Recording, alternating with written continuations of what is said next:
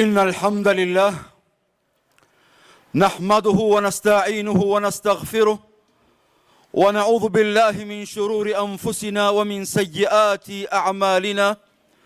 من يهديه الله فلا مضل له ومن يضلل فلا هادي له، وأشهد أن لا إله إلا الله وحده لا شريك له، وأشهد أن محمدا عبده ورسوله صلى الله عليه وعلى آله وأصحابه وسلم تسليما كثيرا. يا أيها الذين آمنوا اتقوا الله حق تقاته ولا تموتن إلا وأنتم مسلمون. يا أيها الناس اتقوا ربكم الذي خلقكم من نفس واحدة وخلق منها زوجها وبث منهما رجالا كثيرا ونساء، واتقوا الله الذي تساءلون به والأرحام إن الله كان عليكم رقيبا. يا أيها الذين آمنوا اتقوا الله وقولوا قولا سديدا يصلح لكم أعمالكم ويغفر لكم ذنوبكم، ومن يطع الله ورسوله فقد فاز فوزا عظيما. أما بعد، فإن أصدق الحديث كتاب الله، وخير الهدي هدي محمد صلى الله عليه وسلم، وشر الأمور محدثاتها، وكل محدثة بدعة، وكل بدعة ضلالة، وكل ضلالة في النار. أعاذنا الله وإياكم من النار. إخواني الأعزة وأحبابي في الله، فإني أوصيكم ونفسي بتقوى الله سبحانه فقد فاز المتقون. يقول رب العزة والجلال في كتابه الكريم: واتقوا يوم ترجعون فيه إلى الله ثم توفى كل نفس ما كسبت وهم لا يظلمون. Ndugu zangu katika imani, baada ya kumhimidi Allah tabaraka wa taala na kumtakia rehma kipenzi chetu, mwalimu wetu Sayyid al-awwalina wal-akhirin alayhi salatu wassalam, Mtume Muhammadin sallallahu alayhi wasallam, na kuhusieni nikiwa mwanzo kabisa kuihusia nafsi yangu mwenyewe kumcha Allah. Ndugu zangu katika imani, khutba yetu ya leo al-istidad li-yawm ar-rahil, kujiandaa na safari ya kuelekea kwa Mola wetu. Ndugu zangu katika imani, kila mmoja anatakiwa afahamu kwamba tupo katika ulimwengu huu kwa muda mfupi mno. Rasilimali yangu na yako ni pumzi yetu ambayo Allah alokuwa ameturuzuku katika mgongo wa ardhi. Ndugu zangu katika imani, aya ya mwisho kuteremka ndani ya Qur'an, aya ya mwisho kuteremka katika Qur'an ambayo Allah tabaraka wa taala anamteremshia mtume wetu Muhammadin sallallahu alayhi wasallam kupitia kwa Jibril, aminul wahy, aminus samaa, kama rawa al-Imam al-Bukhari fi sahihi min hadithi al-Bara ibn Azib. Aya mwisho kuteremka ndani ya Qur'an, kauli yake Allah: wattaqu yawma turja'una fihi ila Allah thumma tuwaffa kullu nafsin ma kasabat wa hum la yudhlamun. Ndugu yangu katika iman, ebu itafakari aya hii ambayo ndio ujumbe wa mwisho anaoteremshiwa Mtume Muhammadin sallallahu alayhi wasallam kuhitimisha Qur'an. Aya hii inanihusu mimi na wewe.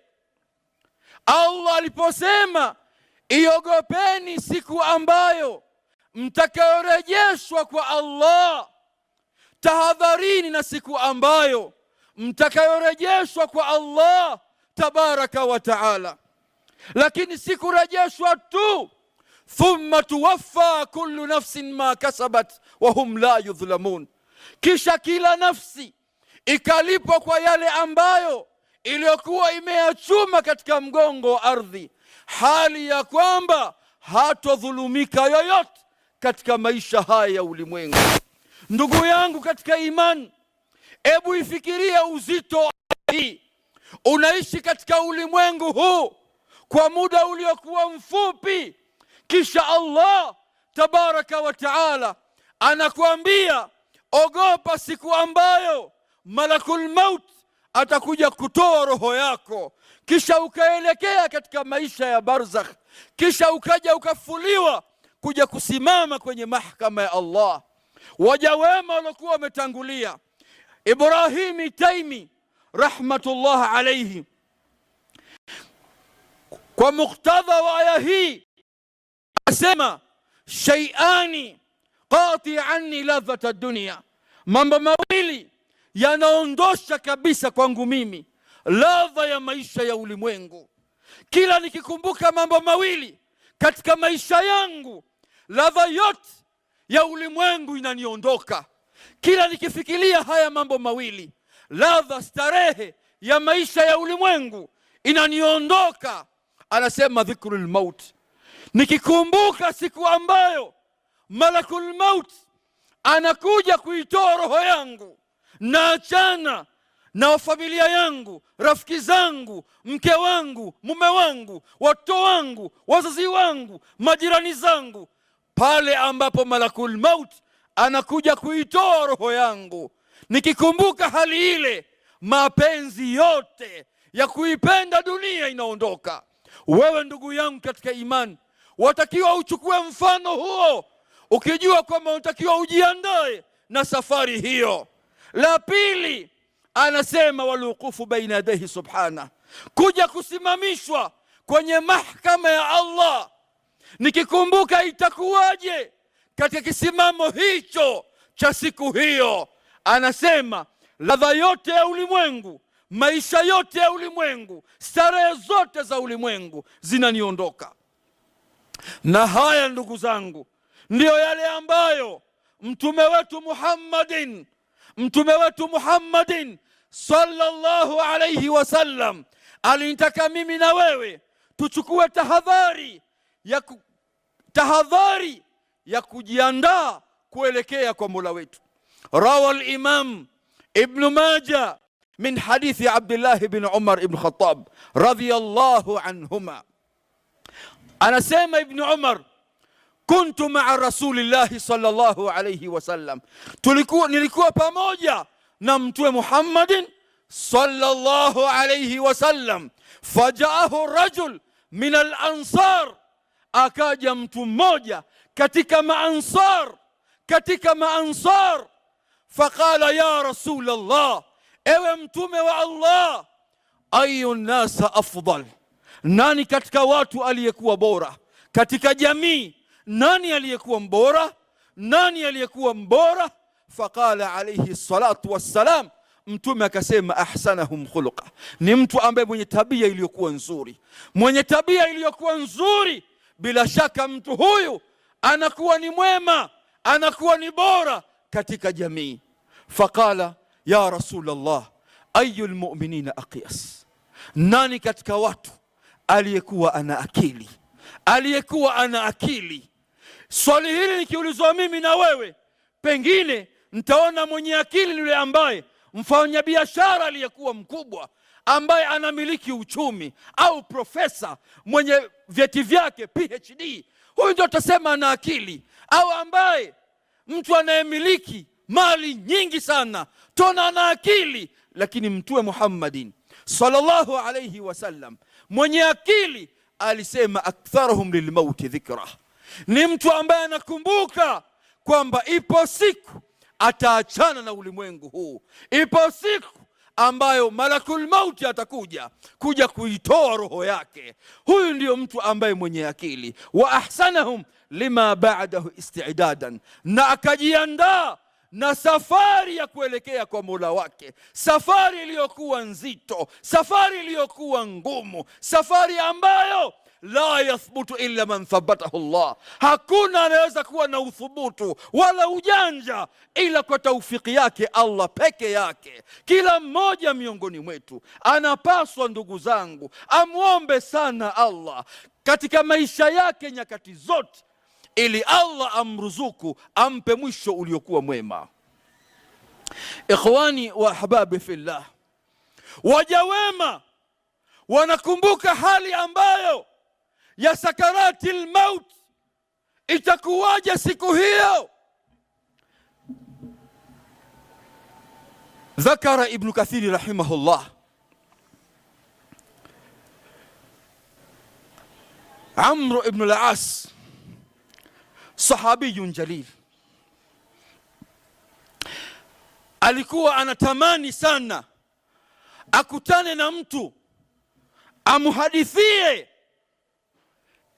wakati yupo ndani ya sakarati al-maut, ili aweze kujifunza, amwelezee hali ikoje. Qala Abdullah ibn Amr ibn al-As ibnuhu, ya abata, ewe baba yangu, kunta taqulu daiman laitani alqa rajulan aqilan, laiti nikakutana na mtu ambaye mwenye akili, fayasifu li ma yajidu min almaut, anisifia yale anayokutana nayo katika sakarati almaut. Fa anta dhalika arrajul, wewe ndiyo mtu mwenyewe ambaye sasa hivi uko kwenye kitanda cha mauti. Tuhadithie hali hii ikoje? Faqala ya bunayya, ewe kijana changu, wallahi naapa kwa Allah, lakaanna jambi fi takht, mfano nilokuwa nao hivi sasa kama vile ambavyo ubavu wangu uko kwenye tandiko la mauti katika hali iliyokuwa ngumu. Kaanni atanaffas fi sami al-ibra, mfano wake wa hali nilokuwa nayo, pumzi zimekata, navuta pumzi kana kwamba inatoka katika tundu la sindano, kwa hali nilokuwa nayo. Kaanna,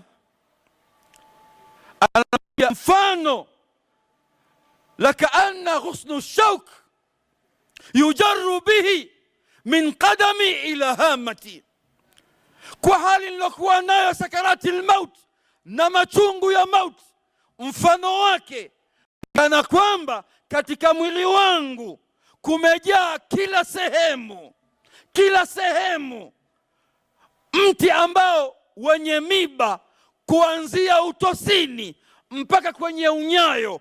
Kisha anakuja mtu anavuta mti ule, nyama zinachambuka. Hii ndio hali mwanangu ambao ninaohisi hivi sasa. Wewe ndugu yangu katika imani, umejiandaa na hali hii ya sakarati al-maut, ili na haina budi, lazima utakutana nayo. Ni ahadi ya Allah kwangu na kwako. Allahumma hawina alaina sakarati al-maut. Ndugu yangu katika imani, sio hivyo tu, Allah anataka tujiandae na maisha ya kaburini, ambao mimi na wewe leo hata ukifika makaburini huna hofu tena. Dunia imetutawala, tunawazika wapendo wetu, jamaa zetu, marafiki zetu, unawafikisha makaburini, lakini wakati huo pengine una simu, una chati wakati mtu anazikwa pale. Uko ndani ya nyumba ya msiba, pengine pale uko pale unasengenya, unaongea mambo ya haramu. Ndugu yangu, hivi fikiria wakati ambapo mtu anabebwa katika mabega ya wanamume, anapelekwa makaburini. Hivi itakuwaje wakati siku hiyo wewe ndio muhusika ambaye unayebebwa kupelekwa makaburini? Rawa al-Imam Ahmad min hadithi Bara ibn Azib radhiyallahu anhu, Mtume Muhammadin sallallahu alayhi wasallam. Anasema Bara ibn Azib, jalasa Rasulullah sallallahu alayhi wasallam ala shafiri alqabr, mtume aliketi pembeni ya kaburi kule wakati sahaba wake anazikwa. Yuko pembeni, kukaa juu ya kaburi haram, kaketi pembeni, anaangalia yule ambaye anayezikwa, sahaba wake anaangalia kaburi, anaangalia hali ilivyo. Fabaka hatta bala thara, akalia mtume Muhammadin sallallahu alayhi wasallam kwa hali ile. Anamuona mwenzake, rafiki yake, sahaba anawekwa ndani ya mwanandani vile, analia mpaka machozi yanadondoka, yanagusa kwenye ardhi. Anawageukia masahaba, anawaambia, ya ikhwani, enyi ndugu zangu, enyi ndugu zangu, limithli hadha faiduhu, mfano wa ndugu yenu huyu, mfano huu ambao leo mpo hapa, na nyinyi jiandaeni na safari hii iliyokuwa ngumu, safari ambayo la yaslim illa man salamahu Allah. Jiandaeni na hali hii. Wewe ndugu yangu, umeshafika makaburini, ukaiangalia hali ya kaburi, ukaliangalia kaburi jinsi lilivyo, kisha pale huwaidhiki. Utawaidhika katika jambo gani? Amelia aliyekuwa mbora, kipenzi cha Allah, anatokwa machozi kwa hali ya kuona kaburi. Wewe upo katika uwanja wa makaburi, unamzika ndugu yako Muislamu mwenzako, lakini huna habari yoyote, hushtuki, moyo wako hushtuki. Waja wema walifika pale katika viwanja vya makaburi. Uthman ibn Affan amebashiriwa pepo akiwa anapita katika mgongo wa ardhi, na sote hatuna shaka kwamba Uthman ibn Affan huwa min ahli aljanna, ni mtu wa peponi. Uthman ibn Affan alikuwa hali msikitini sana, hali barabarani, analia. Anapofika kwenye viwanja vya makaburi analia sana, kama rawa al-Imam Ibn Majah fi sahihi. Anaambiwa, tudhkaru janna wan nar la tabki wa tabki min hadha, mbona inatajwa habari ya pepo, habari ya moto, unalia lakini hulii kama unavyoona kaburi hapo. Kitu gani kinakufanya hivyo? Wanamuuliza Uthman ibn Affan, anasema, kwa nini silie? Na nimemsikia Mtume Muhammadin sallallahu alayhi wasallam anasema, alqabru awwal manazil al-akhirah, kaburi ndio nyumba ya mwanzo kabisa ambayo mwanadamu anashukia kuelekea kwa Mola wake. Wewe unaona shimo tu, hujali. Ndio maana qila li ahadu min as-salaf, inna fi dafni al-mayt la'ibra, hakika katika kuzika maiti kuna mazingatio makubwa. Qala bal alqabru alfarigha akthar alibra, kaburi ambalo limechimbwa hajazikwa mtu pale linatisha zaidi kushinda lile ambalo alokuwa amezikwa mtu. Anasema kwa nini? Anasema kwa sababu kaburi ambalo liko tupu, kaburi hilo limeandaliwa kwa yule ambaye anaishi baina yetu. Hatujui ni mimi au wewe, nani ambaye anayetangulia hapo. Inawezekana wale ambao mmekwenda kuzika ndio pale ambapo hujui anayekuja kufata ni nani. Anasema hilo ndio lenye kutisha zaidi. We uko makaburini, huwaidhiki, huogopi, utaogopa kwa jambo gani? Hiyo ndio hali, ndugu zangu katika imani. Wanasema wanazuoni, lau kama lau wafaqahu Allah, kama Allah nakuwafikisha ukampeleka ndugu yako makaburini, watara bi ummi ainaik, na ukaona kwa macho yako mawili, kaifa yarmuna turaban alayhi, jinsi gani watu wanavogombana, wanavoshangilia, kwa maana kila mmoja naomba koleo, nomba jembe, waingize mchanga mule. Watatayakan annaka lan tarahu marata thaniya, na unajua kabisa huwezi kumuona tena katika maisha ya ulimwengu. Ndugu yangu, hapo usipowaidhika katika hali hiyo, lipi itakalo kuwaidhisha tena? Kwa hiyo Allah tabaraka wa taala alipotuambia wattaqu yawma turjauna fihi ila Allah, ogopeni siku ambayo mtakaorejeshwa kwa Allah, kila mmoja miongoni mwetu anatakiwa achukue tahadhari katika maisha haya ya ulimwengu na maisha ya kaburini. Lakini sio hivyo tu, ajiandae safari ya kuelekea kwa Allah tabaraka wa taala katika mawqif yaliyokuwa mazito. Hakuwa Mtume Muhammadin sallallahu alayhi wasallam anasema akthiru dhikra hadhi min ladhat, kumbukeni kwa wingi sana jambo ambalo linakata kabisa starehe ya maisha ya ulimwengu. Una kitu gani ambacho wewe leo kinaweza kukupa ushujaa katika maisha ya ulimwengu wakati bado hujauona uso wa malakul maut? Kitu gani kitakufanya uvimbe kwenye ulimwengu, utembee katika ulimwengu kwa kujitapa, hali ya kwamba hujauona uso wa malakul maut, bali hujaona maisha ya barzakh, bali hujaona wewe ndugu yangu katika imani mawqif ya siku ya kiyama? Mtume anasema kumbuka kwa wingi jambo ambalo ladha yote ya maisha ya ulimwengu yanaondoka. Utaishi vipi katika ulimwengu huu ndugu yangu katika imani, ikiwa wewe hujaandaa safari kama hii, ambayo safari iliyokuwa ngumu, ambao hata waja wema waliokuwa wametangulia, kila mmoja alikuwa anamuomba Allah amruzuku, ampe mwisho uliokuwa mwema. Ndugu yangu katika imani, Harun al-Rashid khalifatul muslimin, imamun adil, kiongozi wa Uislamu. Sikwambii katika mipaka hii, na kuambia kwa dola ya Uislamu ambao utawala wake umekwenda karibu nusu ya dunia. Harun al-Rashid, lamma maridha Harun al-Rashid, alipougua Harun al-Rashid, anawaambia jamaa zake wa karibu ambao walikuwa nao, anawaambia ishtaru li akfanan, nulieni sanda zangu nizione sanda yangu. Anaonyeshwa sanda, anawaambia ihfir li qabran, chimbeni nione kaburi langu nitakalozikwa pale. Harun al-Rashid,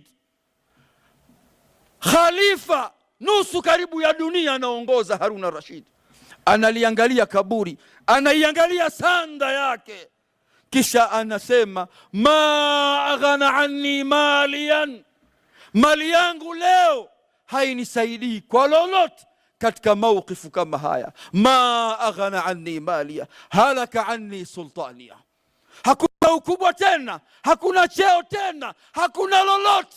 Anajua anakwenda kwa Allah, na sanda yake peke yake na amali zake alizokuwa amezichuma katika mgongo huu wa ardhi. Aqulu ma tasma'un wa billahi tawfiq.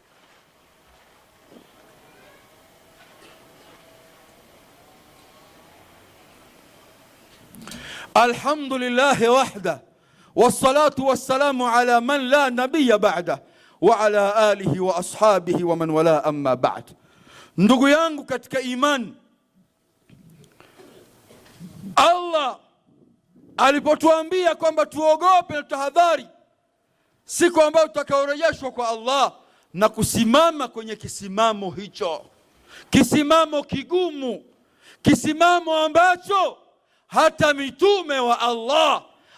mitume wa Allah waliogopa siku hiyo, kama hadithi ya Abi Hurairah radhiyallahu anhu, hadithi ya shafaa.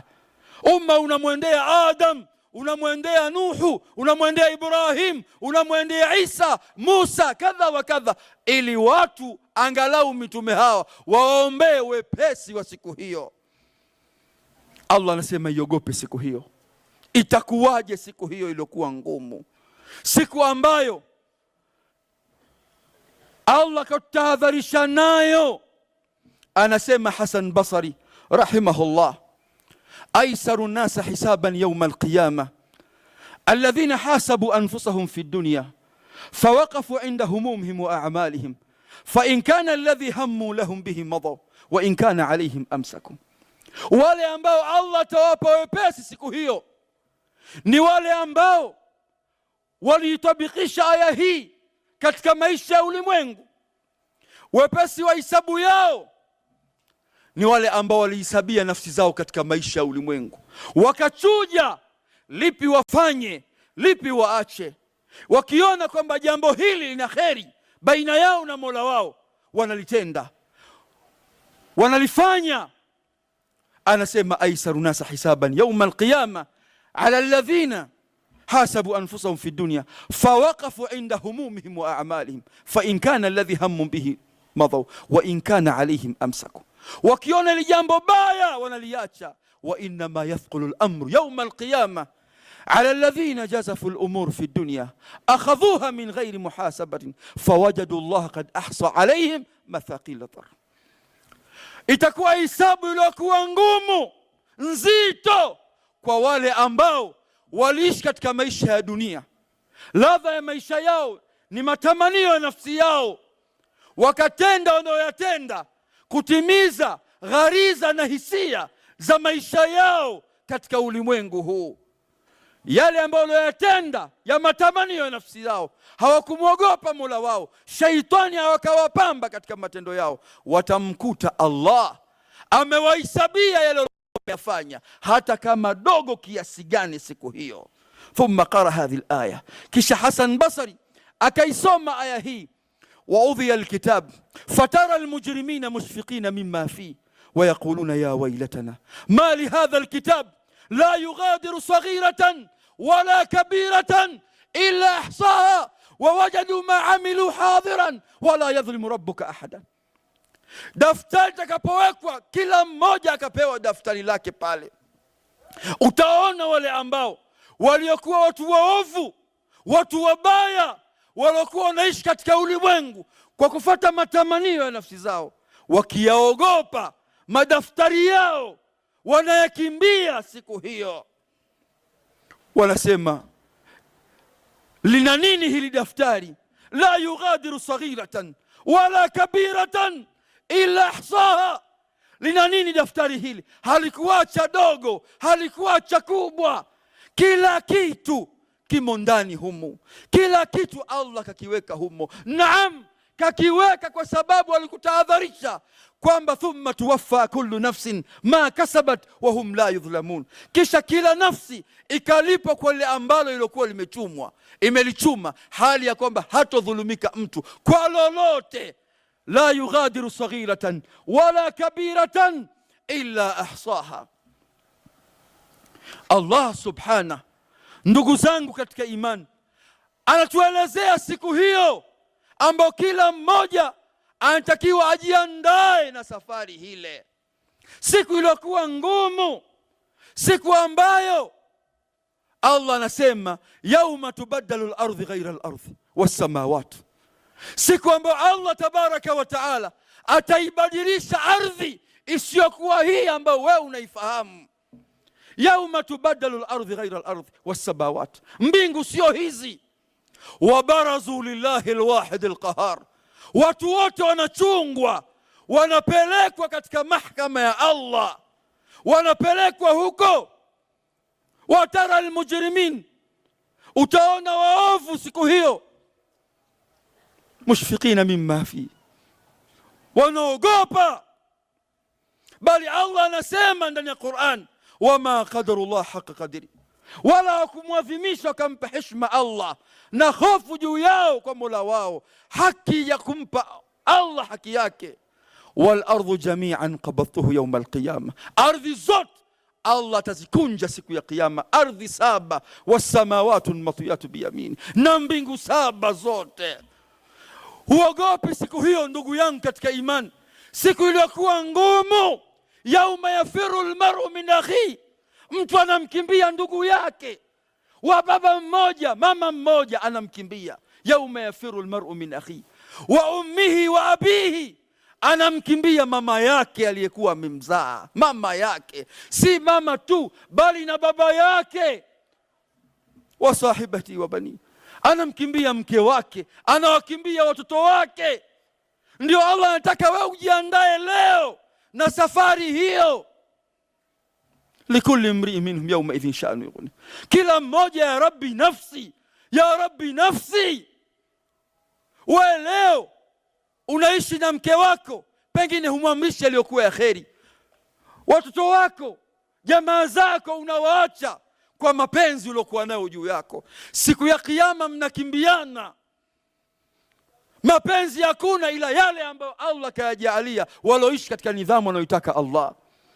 Utahadhari na siku hiyo ndugu yangu katika imani, siku ambayo kila mmoja miongoni mwetu lazima aidiriki, lazima aipate.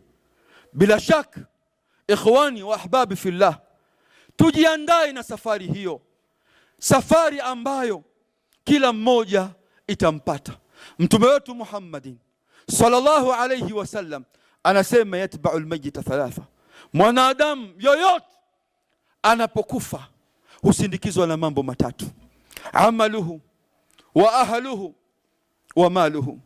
Amali yake, familia yake na matendo yake. Fayarji'u ithnani wa yabqa wahida, vinarejea viwili, kinabaki kitu kimoja. Fayarji'u ahluhu wa maluhu, mali yake inarejea, familia yake, watoto, mke wake, kaka zake, wadogo zake, marafiki zake, majirani zake, Waislamu wanaondoka wote, wanamwacha yeye. Inabaki amali yake peke yake, ndio rafiki atakaokuwa nayo kaburini mpaka siku ya kiyama. Tuacha ujeuri, tuacha ujeuri, turejee kwa Allah. Siku ni ngumu sana hiyo. Allah anasema kalla idha balaghat at-taraqi wa qila man raq wa dhanna annahu al-firaq waltafat as-saq bis-saq ila rabbika yawma idhin al-masaq. Hivi ndugu yangu, umeshaosha maiti? Umeshajaaliwa na Allah ukaosha maiti wewe? Hivi umeshamuona mtu ambaye aliyekuwa na kibri au aliyekuwa anaweza akasema hapiti mtu hapa, na hapiti kweli, kwa nguvu, ushujaa aliokuwa nao, kila mmoja anamuogopa? Umeshabahatika ukamwona anavooshwa mtu yule? Mtu ambaye anavuliwa nguo ambazo zile ambazo alizokuwa amezivaa, anawekwa pale, hana lolote, yeye anaamriwa tu, watu wanamshika pale, wanamwagia maji, wanamkosha. Umeshashuhudia mtu wakati wa kumosha maiti? Allah anasema kalla idha balaghat at-taraqi. Sio hivyo, ni si majeuri, ila roho itakapofika kwenye mitulinga ya mabega, wakati inataka kutoka hapa, waqila man raq, watu wanasema jamani, daktari gani aliyekuwa bingwa maradhi haya? Labda twende katika hospitali fulani au hospitali fulani, au kuna bingwa fulani. Wadhanna annahu al-firaq, lakini yeye anajua ana yakini kwamba anaelekea kwa Mola wake. Sasa roho imekatika, waltafati saqu bisaq, unachukuliwa mguu huu na mguu huu, vinawekwa pale, wanaanza kumuosha na kumvika sanda. Hapo umeshatafakari, umeshaangalia itakuwaje wewe siku ambao unakoshwa, siku ambao wewe unavikwa sanda, siku ambayo unatolewa kwenye nyumba yako ulioijenga kwa thamani, unatolewa mule, unapelekwa kwenye makaburi. Umeshafikiria hayo? Ila rabbika yauma idhil masaq, siku hiyo ni kuchungwa tu, kupelekwa Mola wako. Kila mmoja yuko busy na wewe. Bana, anazikwa saa ngapi huyu? Maiti inaswaliwa wapi? Jamani, wapi? Kila mmoja anakushughulikia wewe. Pengine ndugu zangu, kuna watu wanataka wakuondoe kwenye ardhi hii ukazikwe haraka, sio kwa sababu ya mapenzi tu. Pengine wengine wana kazi zao, wanataka wakazimalizie, wanakuona wewe unawapotezea muda, wanataka kuondoe kwa haraka tu, wana mambo ya kuwashughulisha. Jiandae. ndugu yangu katika imani. Tunamuomba Allah tabaraka wa taala atujalie, atupe mwisho uliokuwa mwema, aturuzuku mwisho uliokuwa mwema. Ndugu zangu, safari haina mjanja. Kwa mimi mjanja, yataka taufiki ya Allah, maombi kwa Allah, Allah atupe mwisho uliokuwa mwema. Hakuna mjanja kwenye ulimwengu ila yule ambaye anakubali kubadilika, akatubia kwa Mola wake, akaelekea kwa Allah akiwa Allah amemridhia. Ndugu zangu katika imani, kuna tatizo la ukame katika nchi yetu. Kila mmoja miongoni mwetu tumombe sana Allah ajaalie kuna Ijumaa ya kheri hii, na kuna watu wengi wa kheri. Sehemu zingine kule mvua zimekataa. Tumombe Allah tabaraka wa taala atutelemshie mvua katika mji wetu, angalau mvua hiyo ndugu zangu katika imani iwe kheri kwetu sisi sote. Kila mmoja amombe Allah. Inna Allaha wa malaikatahu yusalluna ala nabi ya ayuha alladhina amanu sallu alayhi wa sallimu taslima. Allahumma a'izz al-islam wal muslimin wa adhill ash-shirka wal mushrikin wa dammir a'da'aka a'da' ad-din. Allahumma askina ghaythan, Allahumma askina ghaythan mughithan mari'an nafi'an ghayra dar. Allahumma askina ghaythan, Allahumma askina ghaythan mughithan mari'an nafi'an ghayra dar ya arhamar rahimin, ya arhamar rahimin. اللهم اسقنا غيثا، اللهم اسقنا غيثا، اللهم اسقنا غيثا مغيثا مريئا نافعا غير ضار يا أرحم الراحمين، يا أرحم الراحمين. Ewe Allah, tunakuomba kwa huruma zako na taufiki yako, tunakuomba ewe Allah, teremshie mvua ya Allah. Ewe Allah, la tuadhibna ya Allah, usituadhibu ya Allah bima faala sufahau minna, kwa mabaya wanayofanya watu wengine. Ewe Allah, tuteremshie mvua, teremshie mvua ya Allah birahmatika ya arhamar rahimin. Walhamdulillahi rabbil alamin wa aqimis salah.